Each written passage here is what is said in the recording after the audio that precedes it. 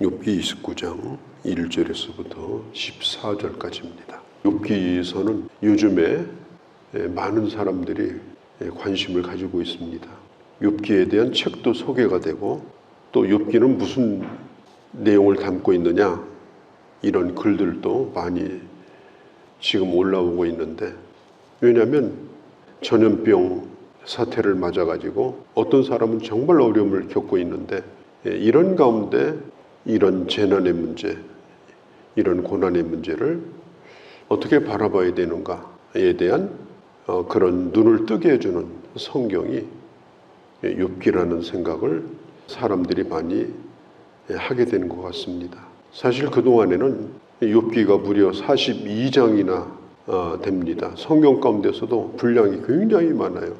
근데 욥기를 제대로 읽어본 사람도 많지 않고, 또 욥기에 무슨 내용이 있는가를 알고 있는 사람도 많지 않고, 그냥 단순히 기억하고 있는 것은 이 욥기라는 책은 욥이 고난을 많이 당했는데 입으로 범죄치 아니하고 그걸 잘 견뎌서 나중에 갑절의 축복을 받았다.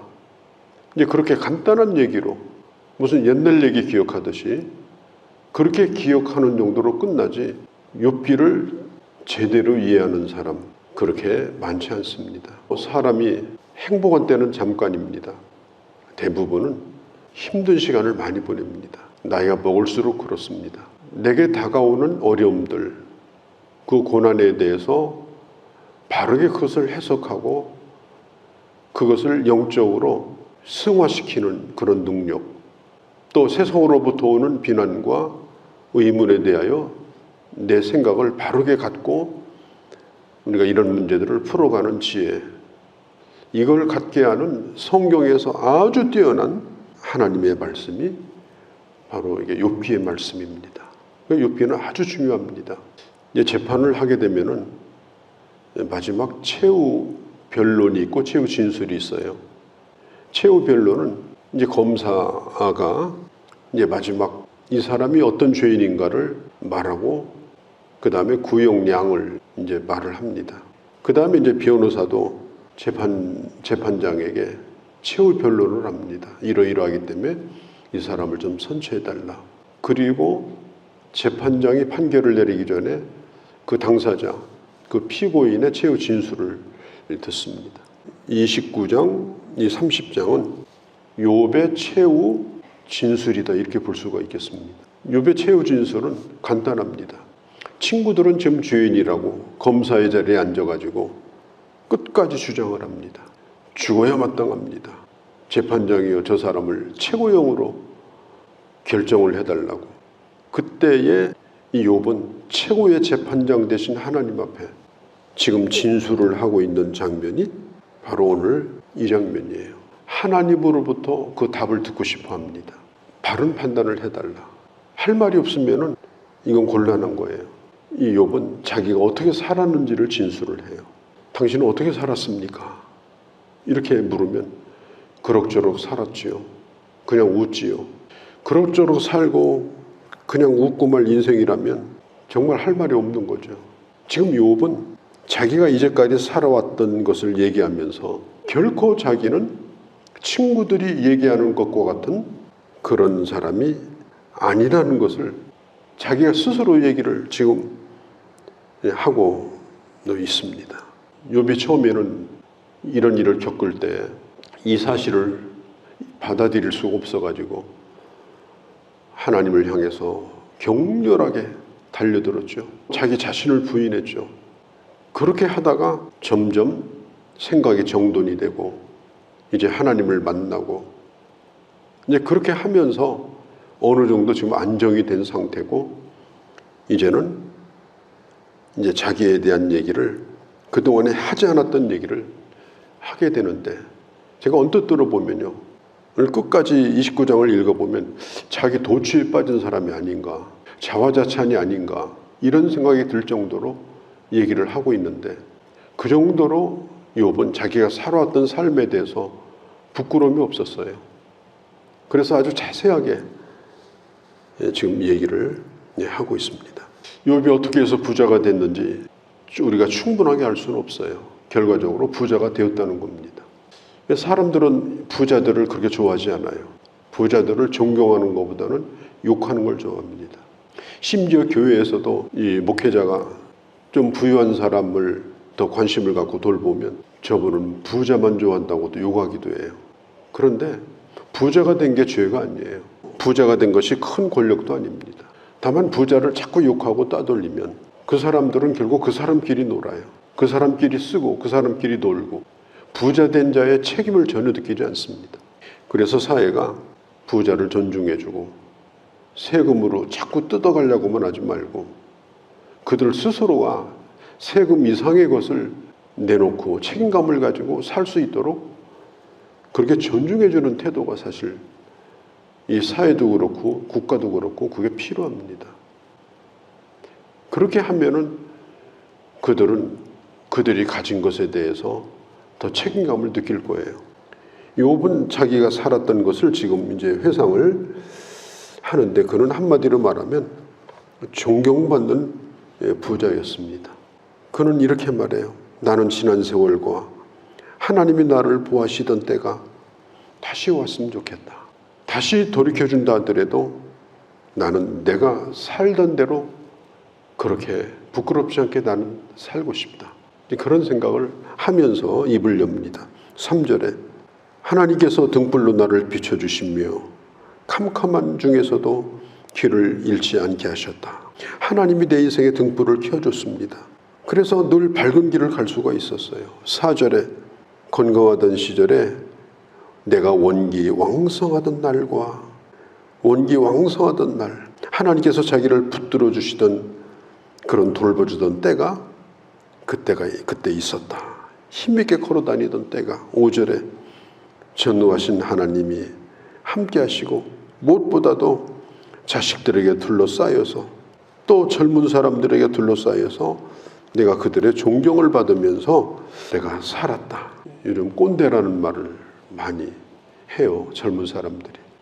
벌써 몇 살만 나이가 차이 나도 자꾸 옛날 얘기하고 아는 척하고 무조건 가르치려고만 하고 그러면 꼰대라고 합니다. 벌써 많이 묵었다 그런 뜻이에요. 그런데 이 욥은 그렇지 않았습니다. 그런 특별히 젊은 사람들의 존경을 받았어요. 젊은 사람들에게 존중을 받았습니다. 6절은 그가 우유가 얼마나 풍성했던지 젖으로 내 발자취를 씻으며 쉽게 말하면 우유를 가지고 샤워를 할 정도로 온몸을 마사지를 할 정도로 그렇게 풍성했다. 또 7절에 동네 어르신들하고 좋은 관계를 가지고 친밀하게 그렇게 지냈다. 노인들도 이 욥을 아주 좋아했습니다. 디모데가 아마 20대 후반이나 30대 초반 정도 됐을 때인데 너의 연소함을 인하여 업신여기지 말라. 업신여김을 당하지 말라. 나이가 젊고 어리다 하더라도 그 믿음이 성숙하면 존중받는 사람이 됩니다. 나이를 많이 먹었어도 그렇지 못하면 무시를 당하고 밟히게 됩니다. 이 욥은 자기가 젊었을 때에 사람들이 자기를 그렇게 존중해 줬다. 9절에 보면 유지들은 말을 삼가고 손으로 입을 가렸다. 하고 싶은 말이 많이 있었는데도 그걸 참아주었습니다. 왜냐하면 욥이 참 가치가 있는 사람이었어요. 그리고 권위가 있는 사람이었어요.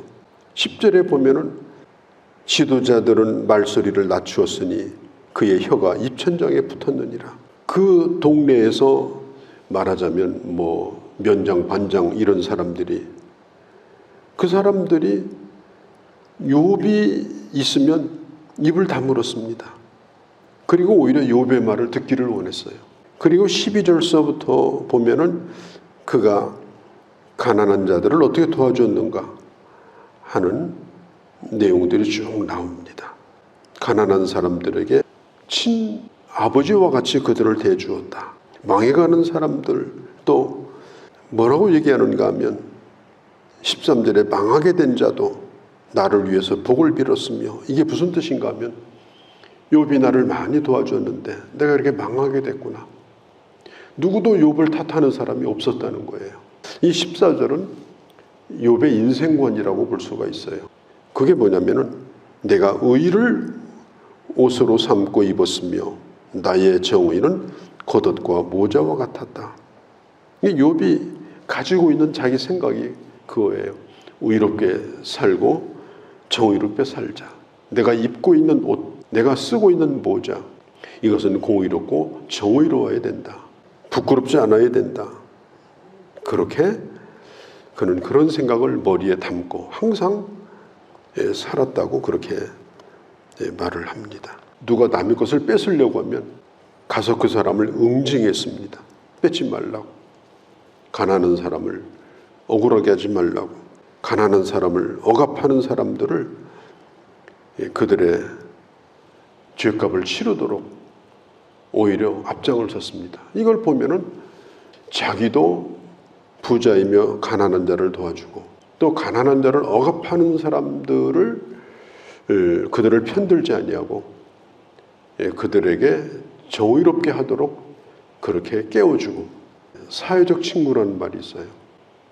이 말은 뭐냐면 내가 잘 모르는 사람들, 그러나 내가 도와야 될 사람들, 전혀 나하고 생면부지 그런 사람들을 친구로 생각하는 사람, 그런 사람들을 친구로 여기는 사람, 그 사람이 진정한 의인이다. 그런 얘기입니다. 물론 가까운 친구도 있겠죠. 그러나 머릿속에 내가 이름을 알 수 없는 전혀 상관이 없는 사람이에요. 그냥 지나가는 사람일 뿐이에요. 그런데도 그 사람을 나의 친구로 여기고 그런 사람이 힘들고 어려울 때 저건 내가 도와줄 몫이다.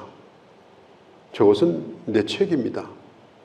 이런 생각을 가지고 사는 사람이 많아져야 이 세상이 진정으로 좋아집니다. 사회적으로 베푸는 거예요. 그 사람들의 이름을 알 필요도 없고 알려고 하지도 않고.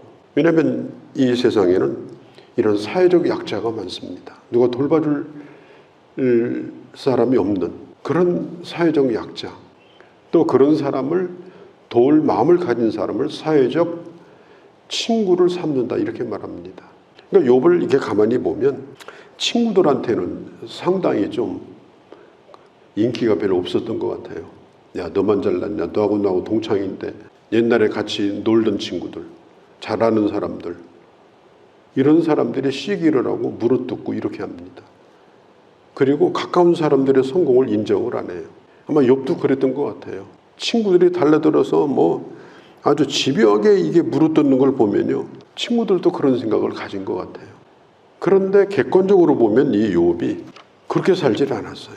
주변 사람들 챙기면서 자기 부유를 자랑한 것이 아니라 사회적 친구들을 많이 두고 사회적 약자들을 돌봐주고 이름 없는 상관없는 사람들에 대한 관심을 많이 가졌던 그런 이 욥의 모습, 다시 한번 우리가 생각을 해보게 됩니다.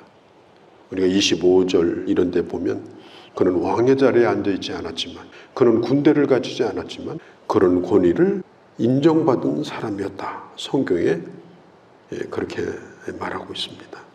사람은 잠깐 살다 가지만 그 흔적을 남깁니다. 그 흔적은 누군가에게 남아있게 되는 겁니다.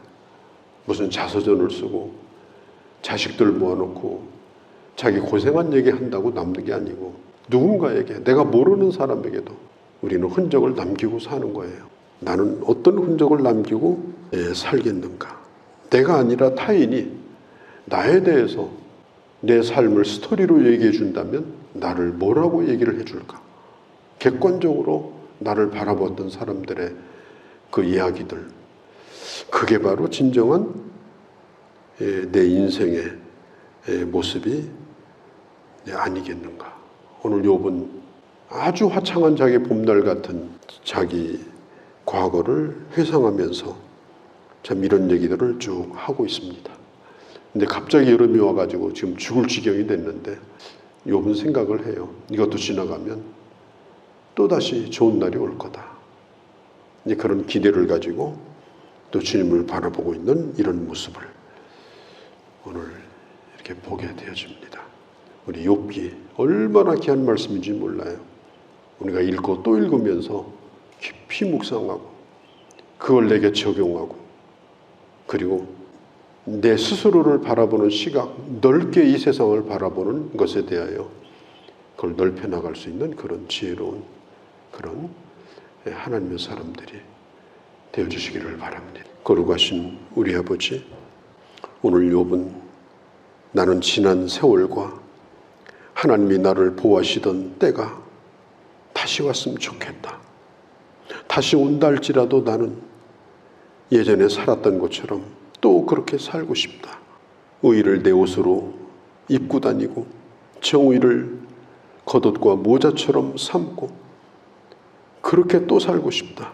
하나님, 이제까지 우리가 살았고 또 얼마를 살지 모르지만 좋은 흔적을 남기고 특별히 사회적 책임을 가지고 또 사회적 친구를 사귀고 그리고 내게 주신 하나님의 은혜를 나누며 살아가서 가까운 사람의 뿐 아니라 더 많은 사람에게 좋은 흔적을 남기며 살다가 아버지 앞에 갈 수 있는 그런 저희가 되도록 하나님 은혜를 베풀어 주옵소서.